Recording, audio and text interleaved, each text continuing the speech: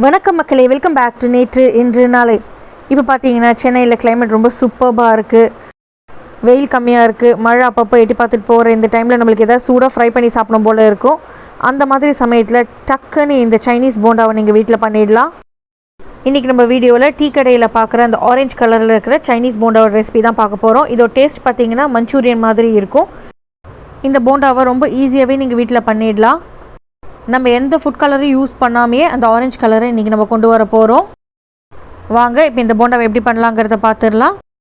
இந்த சைனீஸ் போண்டா பண்ணுறதுக்கு நம்மளுக்கு தேவையான காய்கறிகள் என்னென்னு பார்த்தீங்கன்னா வெங்காயம், கோஸ், கேப்சிகம், பச்சை மிளகாய். முதல்ல ஒரு மிக்சிங் பவுல் எடுத்துக்கோங்க.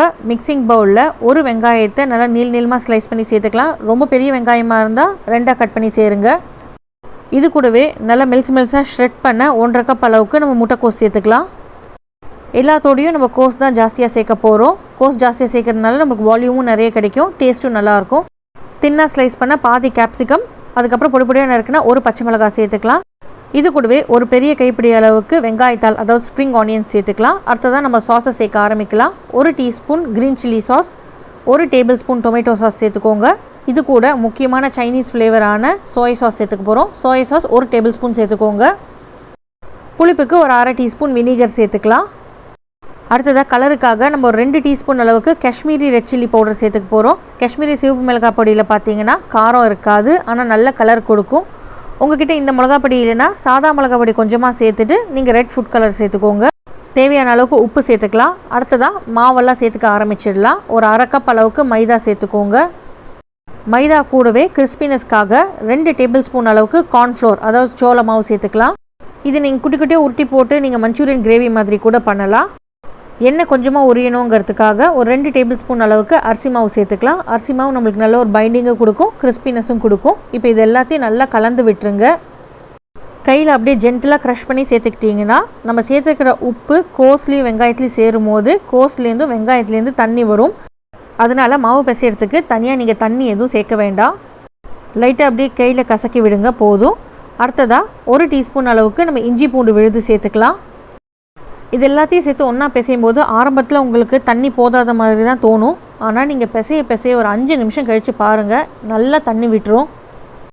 நல்லா உருண்டு திரண்டு பந்து மாதிரி வர வரைக்கும் நீங்கள் இதை பிசைஞ்சிக்கோங்க. கடையிலலாம் பார்த்தீங்கன்னா அட்ராக்டிவாக இருக்கணுங்கிறதுக்காக அந்த பிரைட் ஆரஞ்சு கலர் வர வைக்கிறதுக்கு ஆரஞ்சு ஃபுட் கலர் சேர்ப்பாங்க. ஆனால் அது உடம்புக்கு நல்லதில்லை. ஸோ நீங்கள் ஃபுட் கலர்லாம் உங்கள் ஃபுட்டில் அவாய்ட் பண்ணிக்கிறது ரொம்பவே நல்லது. பாருங்கள், நான் தண்ணி எதுவும் சேர்க்கலை. பிசைய எனக்கு இந்த மாதிரி மாவு வந்துடுது. பிசைஞ்சதுக்கப்புறம் ஒரு 15 நிமிஷத்துக்கு மூடி போட்டு ரெஸ்ட்டு கொடுத்துருங்க. கையில் எடுத்து பிடிக்க ட்ரை பண்ணுங்கள். பிடிக்க வந்ததுன்னா உங்களுக்கு பதம் கரெக்டாக இருக்குதுன்னு அர்த்தம். 15 மினிட்ஸ் ரெஸ்ட்டுக்கு அப்புறம் நீங்கள் எடுத்து பார்த்தீங்கன்னா இன்னுமே உங்களுக்கு தண்ணி விட்ட மாதிரி இருக்கும். அதனால் அந்த வாட்டர் கன்சிஸ்டன்சியை பேலன்ஸ் பண்ணுறதுக்கு நம்ம ஒரு 2 டீஸ்பூன் அளவுக்கு கடலை மாவு சேர்த்துக்கலாம். நல்லா பொறன்னு வரத்துக்கும் கையில் ஒட்டாமல் இருக்கிறதுக்கும் நம்ம பொரிக்கிறதுக்கு எண்ணெய் வச்சுருப்போம் இல்லையா, அது நல்லா சூடானதுக்கப்புறம் அதுலேருந்து ஒரு 2 டீஸ்பூன் எண்ணெய் எடுத்து இந்த மாவில் சேர்த்துட்டு ஒரு ஸ்பூனை வச்சு கலந்து விட்டுருங்க. அவ்வளோதாங்க, நம்ம சைனீஸ் போண்டாவோட மாவு ரெடி. இதை அப்படியே உருண்டை பண்ணி எண்ணெயில் போட்டு எடுத்தோன்னா நம்மளோட போண்டா ரெடி ஆகிடும். இப்போ இந்த மாவில் பார்த்தீங்கன்னா நம்ம முதல்ல காய்கறிகள் சேர்த்தோம், அடுத்ததாக சாஸ் எல்லாம் சேர்த்தோம், அதுக்கப்புறம் ட்ரை மாவெல்லாம் சேர்த்தோம். அடுத்ததாக இது உங்களுக்கு எப்படி பிடிக்குமோ நீங்கள் அப்படி ஷேப் பண்ணிக்கலாம். தட்டை மாதிரி தட்டி போட்டுக்கலாம், இல்லைன்னா கடையில் விற்கிற மாதிரி பால்ஸ் பண்ணியும் நீங்கள் எண்ணெயில் போட்டு பொரிச்சு எடுத்துக்கலாம். எண்ணெயை நல்லா சூடு பண்ணி வச்சுட்டு ஃப்ளேமை லோக்கு வச்சுடுங்க.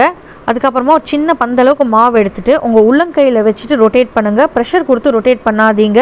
நீங்கள் நல்லா ஸ்ட்ராங்காக பால் மாதிரி பண்ணிங்கன்னா உங்களுக்கு பொரிக்கும் போது வெளியில் மட்டும்தான் வேகும், உள்ளே அப்படியே மாவாக இருக்கும்.